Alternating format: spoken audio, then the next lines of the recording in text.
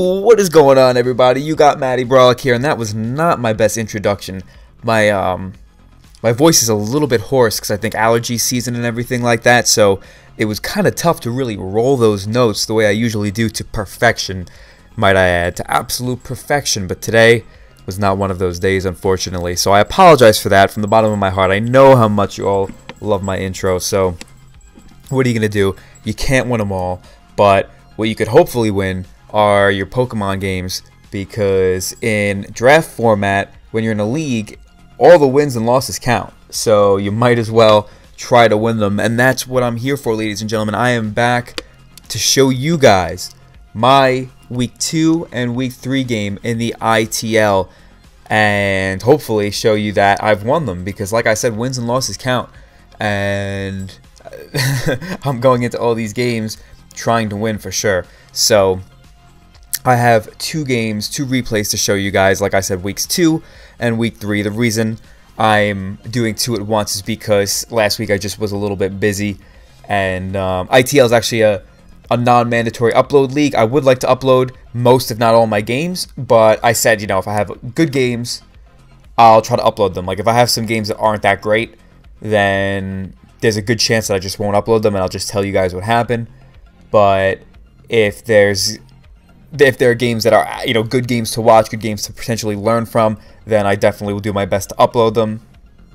And also, if I'm going up against someone from Mount Rushmore, which is just a little joke that Akki, Gypsy, Big Tony, Iron Flash Gaming, and I all have, like we say, we're on Mount Rushmore of draft format.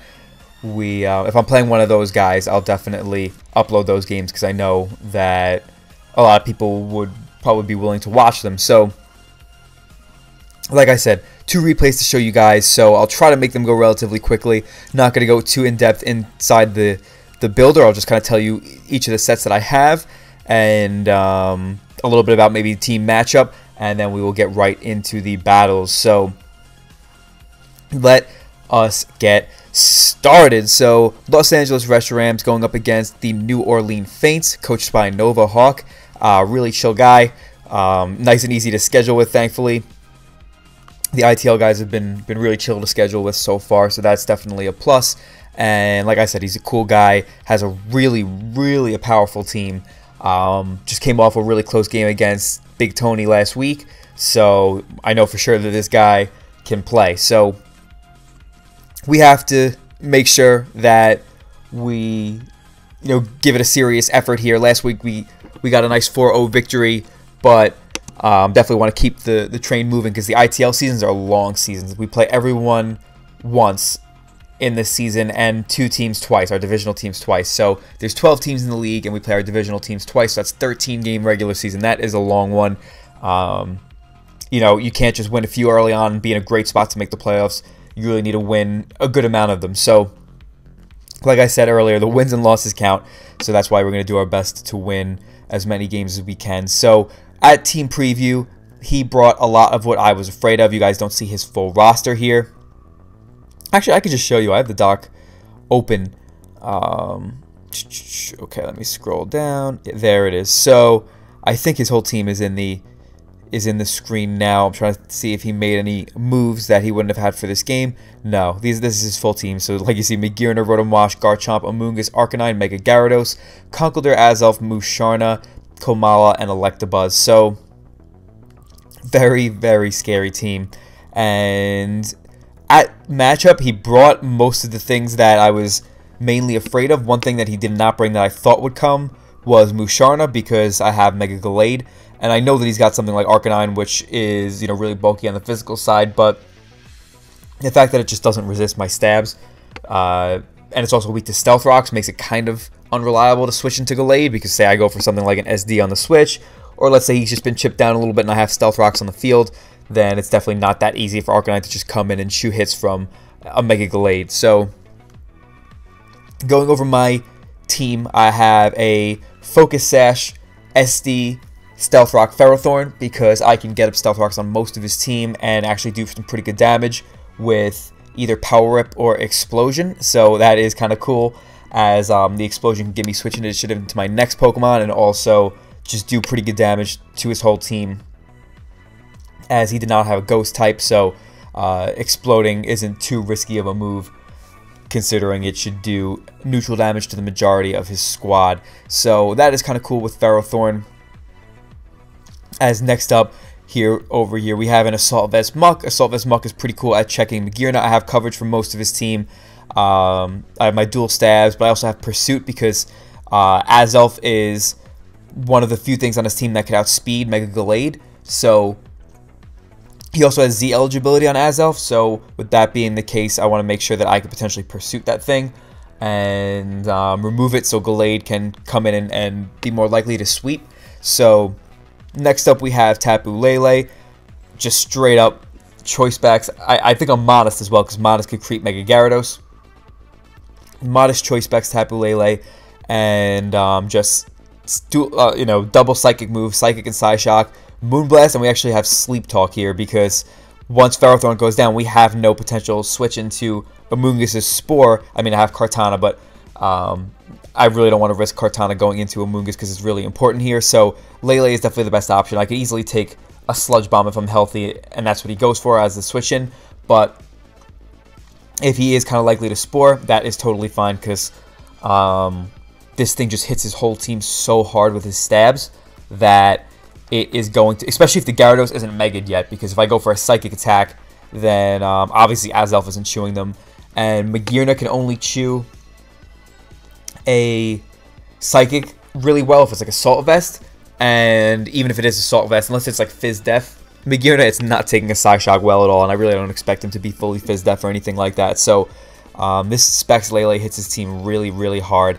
As next up we have Scarf Kartana, which just gives me good speed control against his team and has coverage for most of his squad. It does seem kind of odd being that he's got things like Magearna, Amoonguss, and Arcanine, but with the way my team is set up, it does kind of put Kartana in positions to potentially revenge things or clean up with a nice little Beast Boost sweep.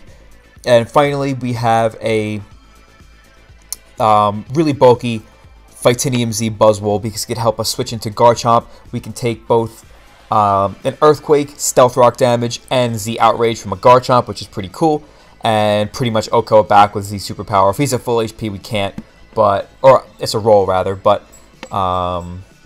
it just does so much. And Buzzwole could take hits from a good amount of his team, like Mega Gyarados, for example. I have Substitute on this set, so if he reveals Bounce at any point, or if like I bring this in and I'm healthy enough, I could just go right for a sub, because if he does decide to go for Bounce, I'll be subbed up, and then he comes down and just takes a Superpower or a Leech Life right to the face, and that would be amazing. So we'll get right into the battle. I'll try to stop rambling.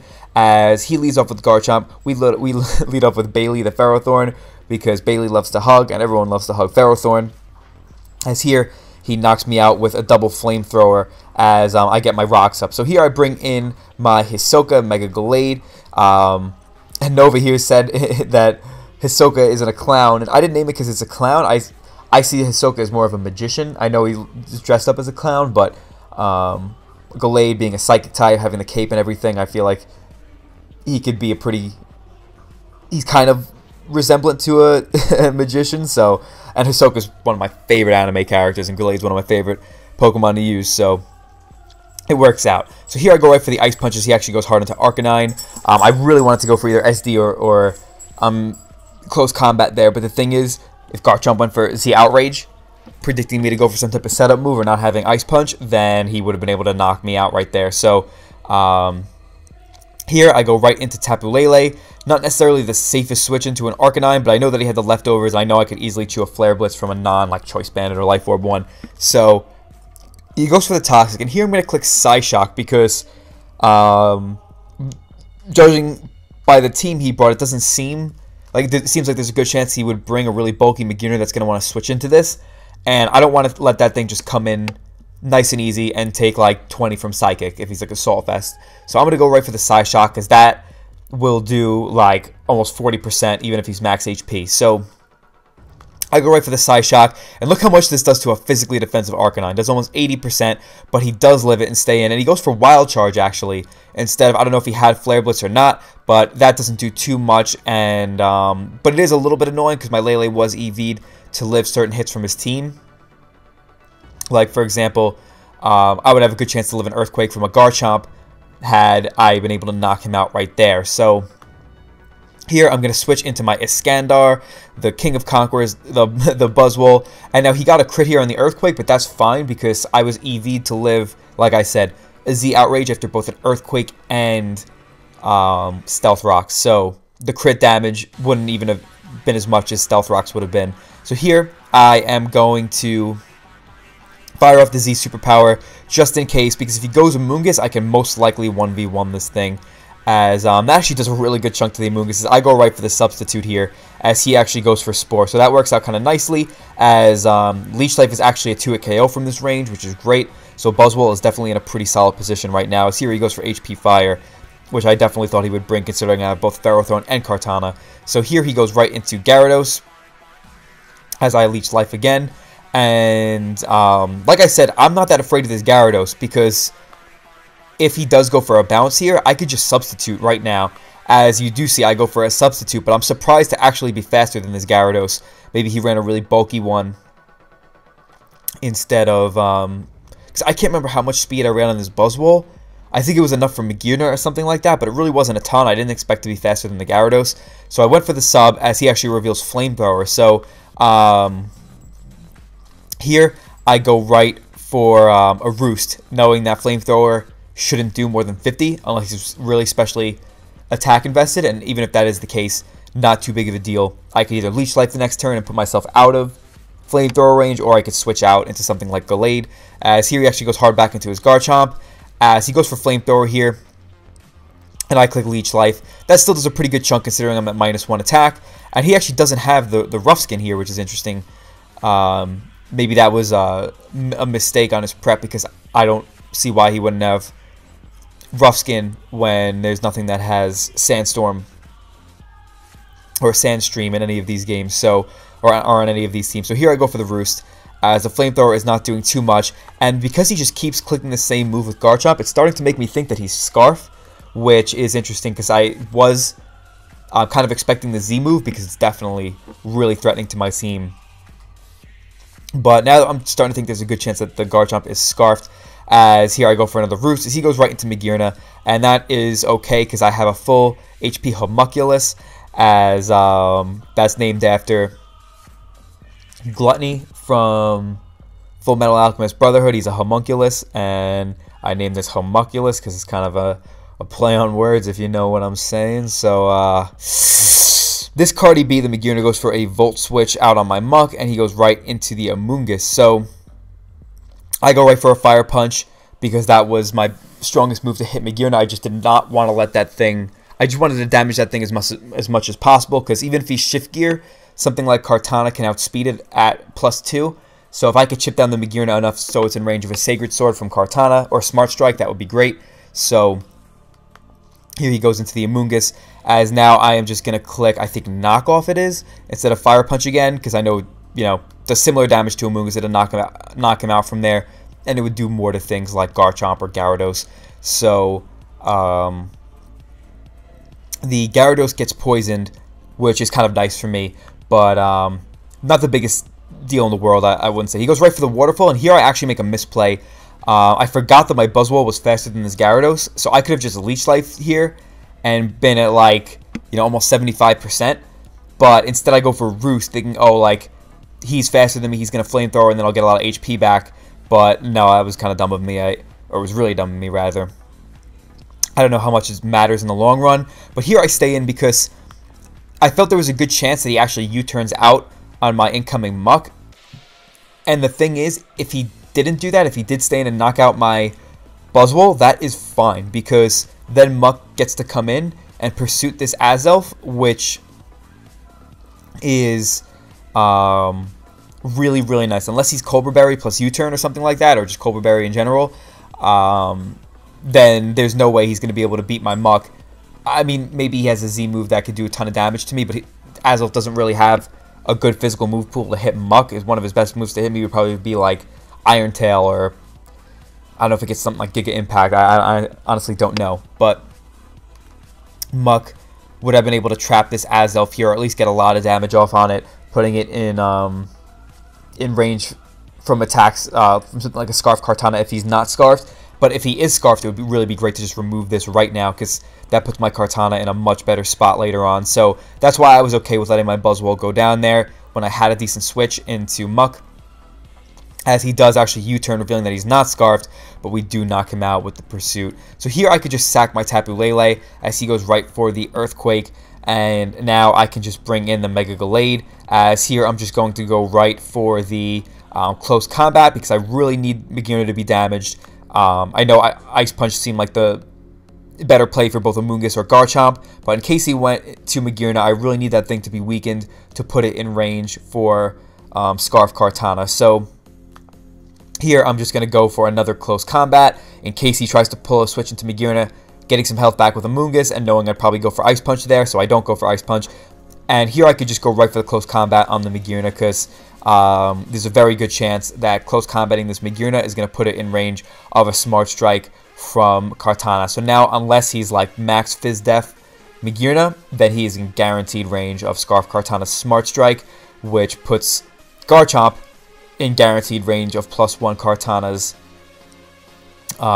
Smart Strike now too. So his Garchomp did end up being Scarfed, and I think he thought he might have had the game there, because if Muck, I don't know if 2 fire, or actually, yeah, I don't know, probably not, because 2 flamethrowers wouldn't have been able to knock out Muck, so he would have had to crit Earthquake Kartana. I don't even know if that would kill, because Kartana has really high Fizz Def, but yeah, because he thought maybe his Scarf Garchomp could pull it through for him, but I don't think so, just because if he had Fire Fang, then maybe, because Muck probably wouldn't have been able to knock out the Garchomp from that range. I don't know if Knockoff would have killed. It would have been close, probably. So, say he went for Fire Fang to knock out my Kartana and I wasn't Scarfed, then I go into Muck, and I think Fire Fang might have been a 2-hit KO on Muck, and if not, he always has the chance to flinch, so his Garchomp did have a chance to potentially pull it through for him if he was Fire Fang, and I wasn't Scarf Kartana. I don't even know why I'm saying this. I think that's just, I was just explaining his thought process to why he preserved the Chomp the way that he did. So we are able to pull out the pretty narrow, really good game 2-0 victory against Nova. That was a really fun one, just fast-paced, only 28 turns of 2 really offensive teams just duking it out, and that makes us 2-0. Moving on to week 3, which is against a divisional opponent. But not any divisional opponent, ladies and gentlemen.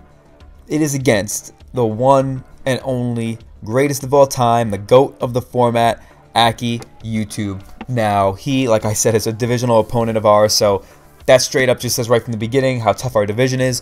I mean, the ITL, geez, like, first week we went up against Phantom, and he had an amazing team with a Naganadel on it, which is so good. And now, week 2, we just played a team with a Magearna and stuff like Z Garchomp, which is an amazing Pokemon, by the way. So yeah, like really tough games. And now we are going up against, like I said, the GOAT, Akki. He is the commissioner of the league. He is one of the best draft format players I have ever seen. He's phenomenal. We've only played him once. We actually stepped in for an ITL game last season where someone had dropped out, and we just stepped in for a single game to get to play him, and we had a really solid game, but we ended up losing on an Icicle Crash flinch, which was unfortunate because we were really excited to play each other, and it was annoying that it had to be tainted by hacks, but it was still a good game, so I was happy that, like, both guys built good teams, played pretty well, and it didn't matter for me because I wasn't in the league, so it wasn't like the win or loss really mattered. It just would have been nice to win, of course, but now we get a chance to really play him where it matters because we both have our own teams, and we're both in the same division, so beating him here would put us #1 in the division because he actually is 2-0 going into this match, and we have slightly higher differential, but that doesn't really matter. So Akki, my man, has a really powerful team. You're going to see that as being a theme in the ITL. Like, a lot of these teams are nuts. So here is his team over here. You can't see me. This is the team that I played last week. My team is right over to the right a little bit. But yeah, his team is nuts. He made some big moves after week 1 that gave him a much better matchup against me than he originally had, in my opinion. So Akki pulling some lizard tactics out of the bag, learning from the BBC King himself, and definitely made his matchup better against me, in my opinion. So I ended up making some moves to kind of mitigate that a little bit, as well as I actually felt that those Pokemon that I picked up did help my team overall. So definitely some fun little, mind games going on. As I'll read off his team really quickly. Like I said, really powerful. Got both Z Celesteela and Z Hydreigon. Celesteela being easily one of the best mons in the format. The reason I'm not saying straight up the best mon in the format is because we have both Magearna and Naganadel in this league. So we also have Sheer Force Landorus, but I think that Celesteela is better. So definitely one of the best mons in the format, and in the hands of a player like Akki, a guy who's really good at being creative and is also really at home using bulky Pokemon, it is disgusting. So Hydreigon with the Z moves and the crazy coverage. It's also got a really good speed tier against me. Huge threat. Nidoqueen, always a fantastic Pokemon. He picked up Mamoswine, which was just ridiculously good against my team. Which, before I had Buzzwole, which is actually potentially a decent check to it, was, like I said, really, really crazy good against my team. So, and Akki is someone who loves Mamoswine. He's really good with it. He's got Decidueye, which is a very good grass type. He's got Licky Licky, which is a super underrated. Thankfully, it's not a tier 5 in this league because Akki knows the power of Licky Licky. He made it tier 4, but still underrated. It's just a really good Pokemon, really solid. Could do a lot of things and fits Akki's style really well with that great Wish passing ability to a lot of his fat and tanky Pokemon. He has Mega Aerodactyl, which is just such a good Mega, especially against offensive teams like mine. That thing is an absolute nightmare to prepare for. As I have one of the fastest Pokemon in the game in a Selgor, and that gets outsped by Aerodactyl, which is just definitely annoying. As he's got Quagsire, which is broken for tier 5, as Gypsy King has proved in the MPL this season.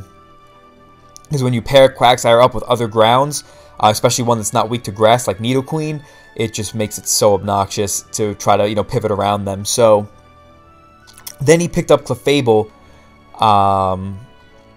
because he initially had Mega Gardevoir, he had Keldeo, he had, I think, Araquanid, and Qualadin, but then he ended up getting Chestnut, which is obviously much better than Qualadin. He got Clefable over Keldeo, Mega Aerodactyl over Mega Gardevoir, and then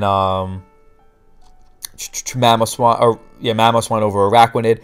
So he made some major pickups. He's got the Frostlass here, which is something that Akki has used quite a bit in the past. Very good with it, and it's a pretty good Pokemon. It's versatile. It's got really good speed, and it's got some nice support moves and Taunt, Destiny Bond, Will-O-Wisp, a decent dual stab combo, a pretty solid dual stab combo rather, in both Ice Ghost. So he's got an amazing team, without a doubt. It is so good. Thankfully, we have some really, really powerful breakers against his team. So you already know I built a powerful team to face Akki, because I am not going to let him just, wall me all day to hell and back and just kind of stall out the game. I am going to make sure that I can keep the pressure up against him, because Akki could play a bunch of different styles.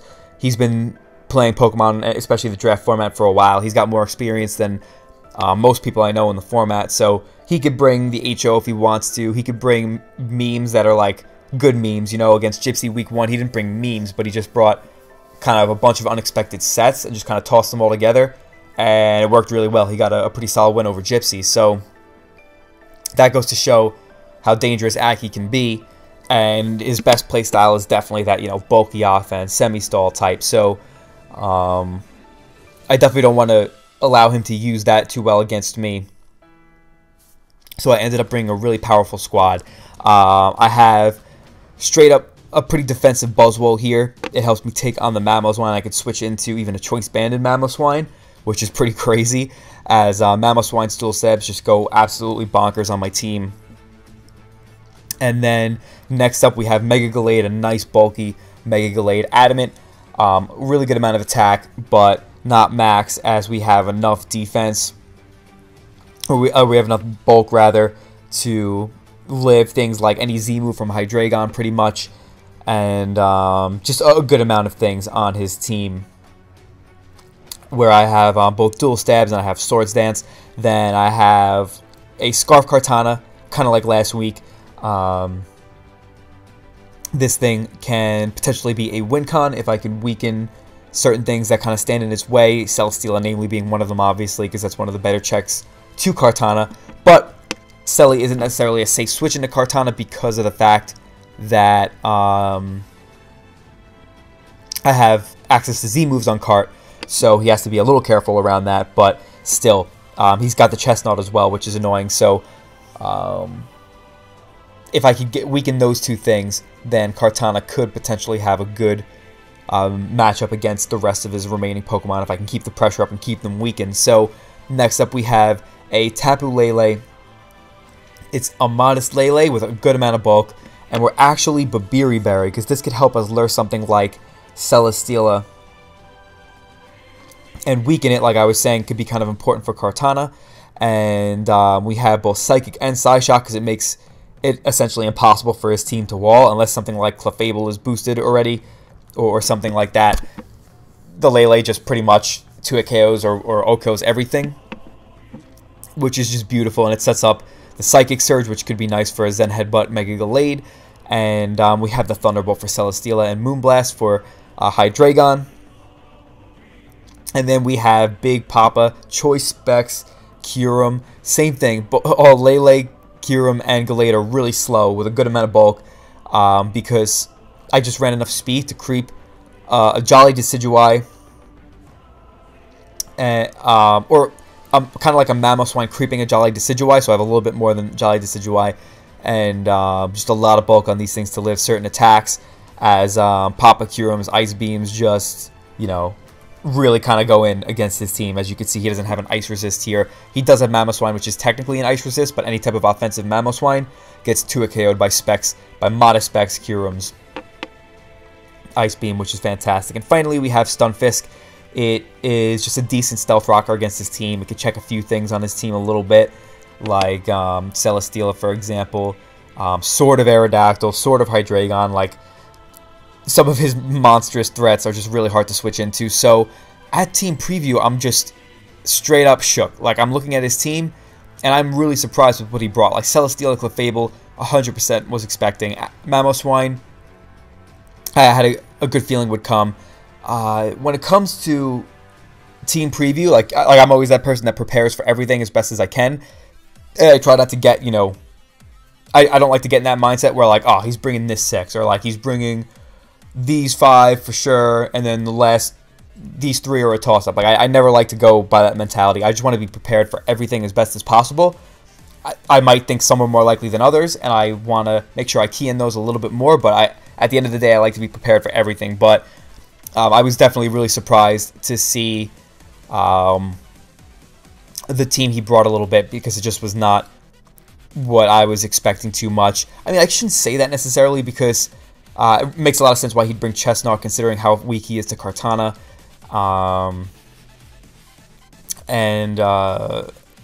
But yeah, I guess Licky and Decidueye just really wasn't expecting that much. But the Licky I saw more likely than Decidueye. Decidueye, I was just really kind of surprised that he brought that. But seeing this team preview, I'm just like, I don't know what he's going to do. Like, I really don't know what his approach is with this matchup. So, it's definitely throwing me off a little bit, as I am going to lead off with Tapu Lele. That was always designed to be my lead, as he leads with his Mamoswine. I'm just going to attack this, and I figured I'd be faster than this Mamoswine, knowing how little speed Akki tends to run, or like, you know, how Akki tends to speed creep. So I was surprised that this thing outsped me, and I'm just like, oh god, this could be bad, especially if he has Endeavor on this set. If he doesn't have Endeavor, that is really cool. That it's not too big of a deal, but if he has Endeavor on this set, then this can be a problem. And I look at my team and I'm like, what's the most expendable thing here?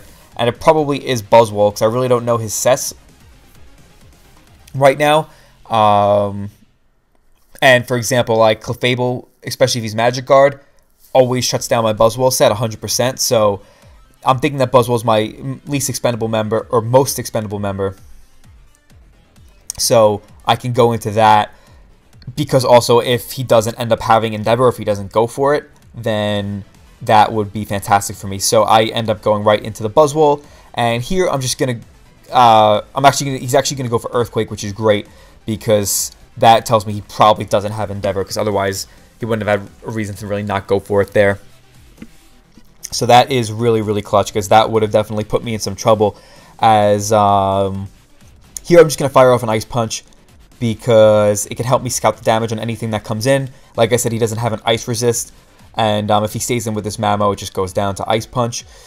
I was considering going for a Toxic here, because if he goes right into Clefable, which is his best switch into this, most likely, I mean, obviously Buzzwole could pack super effective coverage for Clefable, and I have Z potential on this Buzzwole, so Clefable may not be his best switch into Buzzwole in his mind, but to me, I know that my Buzzwole can't touch Clefable unless he's unaware, and I can Toxic it, which could be nice, especially if he's not healed well, but the biggest thing is that it will reveal what his ability is if he has it. So I was tempted to go for Toxic, but I'm like, you know what? It's just not worth it.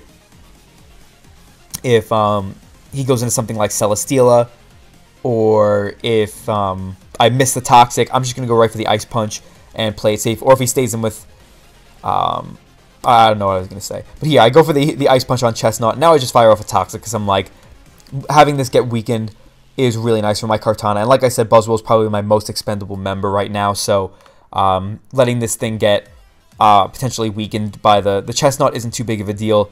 If he's not Toxic on Chestnut, then Buzzwole just 1v1s it anyway. So here I'm going to bring in Papa Kuro and the Todoroki, the Ice God, as he actually ends up pulling a switch right into Clefable here.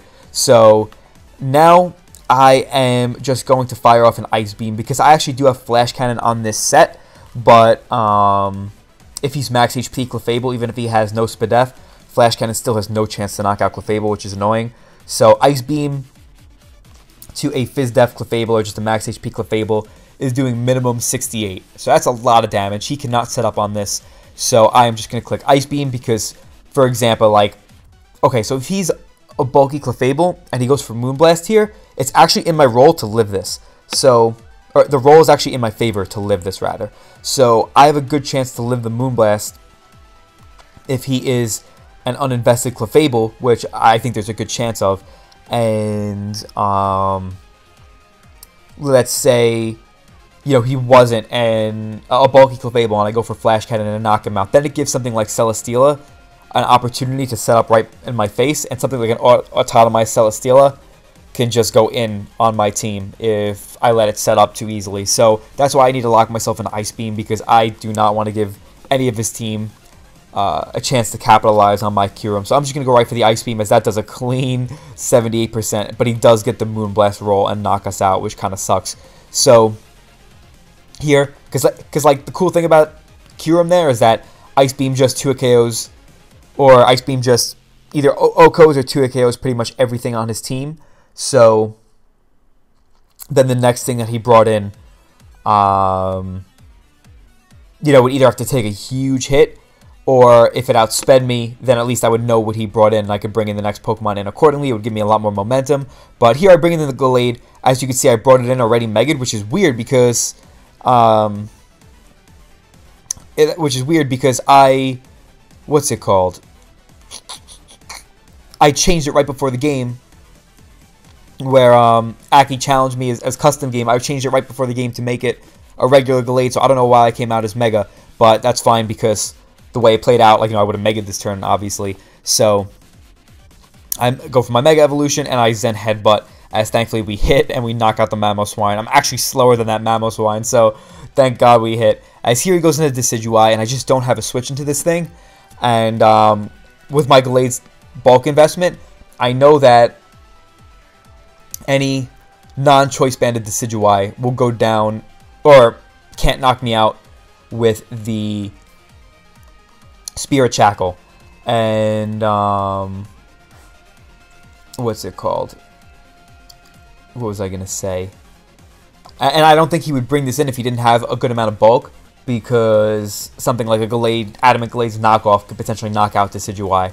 So I have a feeling that he's not going to be either max attack or life orb or choice bandit or anything like that. So I'm just going to go for the Zen Headbutt, because weakening this thing is quite nice, and I do have a good feeling that I'll be able to live any attack he wants to go for. And here I flinch, and that is actually really big, because look at his team right now and look at Mega Gallade. If the Celesteela is offensive, then it just takes an absolute ton from close combat, and everything else on his team just kind of gets blown away right now. Like, Chestnut doesn't have a move that could hit me that hard, and even if he's Pyapa Berry, he's going to get 2-KO'd by Zen Headbutt. Clefable's in range of Zen Headbutt.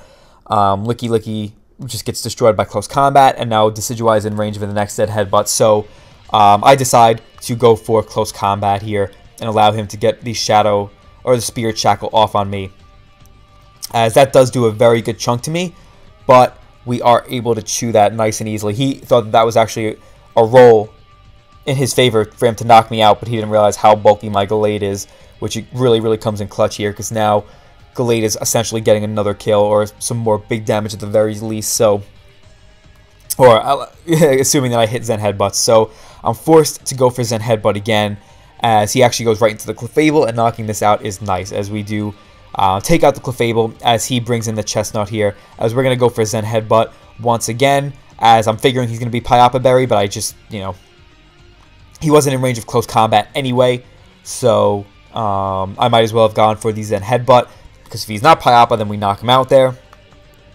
and we actually flinch him again. So I'm thinking to myself, and I'm just like, it's really not worth it for me to sit there and take the flinch. I might as well just let him knock me out. I think that I see a good route for me to potentially win this game, so I'm gonna go right for the Swords Dance here and let him knock me out with the Wood Hammer. As you're gonna see, that doesn't end up mattering with the flinch, because my next play was Lele, so obviously he's not living a psychic move from Lele with that little bit of extra toxic damage. So we go for the Psyshock, and we knock him out. So here he brings in his Celesteela, and like I mentioned in the team preview, I'm a Babiri Berry set, so I can live an Adamant Max Attack Heavy Slam after Stealth Rocks, guaranteed. Without Stealth Rocks, or I mean with Stealth Rock and Spikes, it actually is in his favor to knock me out here. But I'm hoping that he's going to try to, I'm hoping that maybe he's even a special attacker, because if he goes for a Flash Cannon or something like that to knock me out, then I can easily live that for sure. But I'm going to go for the Thunderbolt here, as that does a million. That does so much. As he actually reveals the Flame Charge, which is interesting. And that tells me he's probably more physically invested. And now I'm definitely in range of a Heavy Slam anyway. But here he actually reveals the Acrobatics. And I calc, and I'm like, wow, he really doesn't have an item. Because I thought maybe he had an item, like a Z move or something like that, and just didn't need to go, or like I was in range of Acrobatics anyway. But I calculated, no, I definitely wasn't in range of Acrobatics right there. So I actually didn't even notice the team preview that this Celesteela didn't have an item, and I'll show you guys that preview after the game how it was actually kind of hard to notice. So he did a good job at kind of situating that.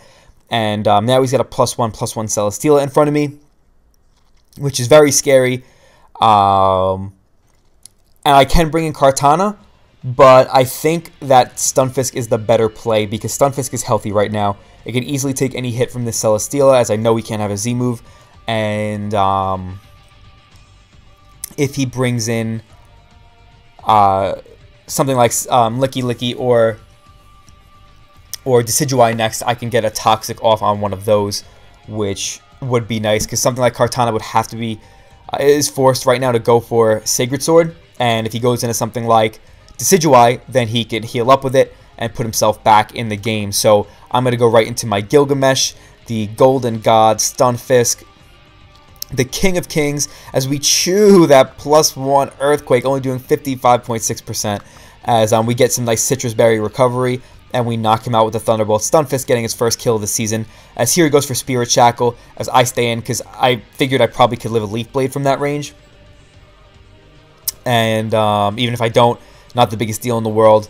It's looking like Buzzwole could probably 1v1 his last two Pokemon. But I'm just going to fire off a Toxic, and getting off this Toxic is very nice in this Decidueye, because now it can no longer potentially roost up on me and whatnot. So I'm going to go right for the Stealth Rock here of my own to keep the Licky Licky whittled and whatnot if he wants to switch back and forth, as I'm going to go right for the Toxic here, knowing there's a chance he might want a Baton Pass. As here I go right into Buzzwole, because I know that a +2 return will not be able to knock me out, as here I'm going to roost up, as he actually goes for Fire Blast, and that does a lot, and he gets the burn, which kind of sucks, but as you're going to see, Buzzwole pulls through, as this superpower still knocks him out, where I don't even have much attack investment at all, and I'm burned, which is crazy, as now he brings in the Decidueye, and this also drops to an Ice Punch, which Buzzwole just putting the team on his back at the end, which is really, really cool. And we were able to escape against the GOAT of the format, Akki VGC, with a 3-0 victory, putting us in first place in our division. After a really fun, pretty offensive match, only 23 turns, that's unheard of for Akki's games. Nah, I'm just kidding.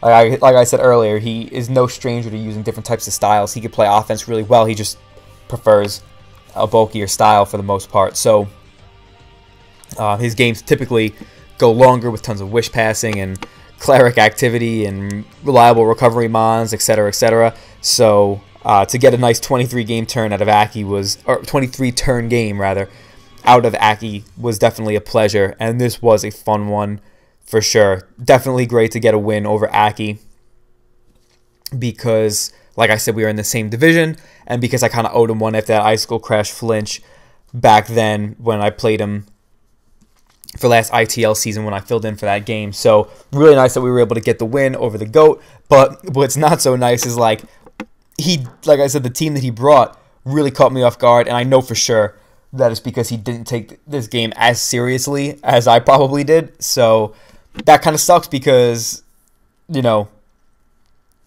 I guess we kind of put more of our best foot forward than he did. So not only does he get some more information on how we want to approach a matchup against his team, but also what's it called? What was I going to say? Oh yeah, but also he kind of like just didn't give as much of an effort as I did, so the win doesn't feel as satisfying, I guess. But I know that he would always try to make a competitive team. Like, he's not trying to fall behind in the division, and he really wanted the chance to get a game against me ever since we played last time in the ITL. So I know to an extent that, you know, he put effort into it, but I know he's also got playoffs in another league coming up, so he told me straight up, like, I won't be able to focus on this as much as I'd like to. So yeah, it is what it is, but at the end of the day, we did get a really solid win, despite, like, we had a little bit of hacks in our favor that could have helped us, but we ended up, you know, choosing not to take the hack. So it was good that we were able to win in essentially a hacksless game. So good game to Akki. That won't be the last time you see us play this season for sure, because we have another game against each other guaranteed, because we're in the same division, and because we're in the same conference, there is always a chance of us both playing against each other in playoffs. So stay tuned for more games against Akki in the future. And just stay tuned to the ITL. Like I was saying earlier, you know, there's just so many powerful teams, cool people, lots of reasons to watch these games. Like I said, you have Mount Rushmore all assembled in this league, and you're just having these pretty exciting games. Like, you had Akki and Gypsy have a really solid, fun game week 1. Gypsy and Zazo having a really fun game week 2. And now Akki and myself had a really, in my opinion, fun game week 3. So that is awesome and all well and good. And that's about all I have to say for this video. So I hope you guys enjoyed. Definitely let me know what you thought in the comments down below. Stay tuned for more ITL content. I don't remember off the top of my head who I am playing next week, but I definitely need to start getting ready for that soon. And yeah, like I said, go check out other ITL coaches. Check out Akki, of course. If you're not subscribed to him, you're definitely missing out on some of the best draft format competitive content that you can see. And with that being said, I will end the video here. So most importantly, hope you all have yourselves a fantastic day, as I will see you all in the next one. Later.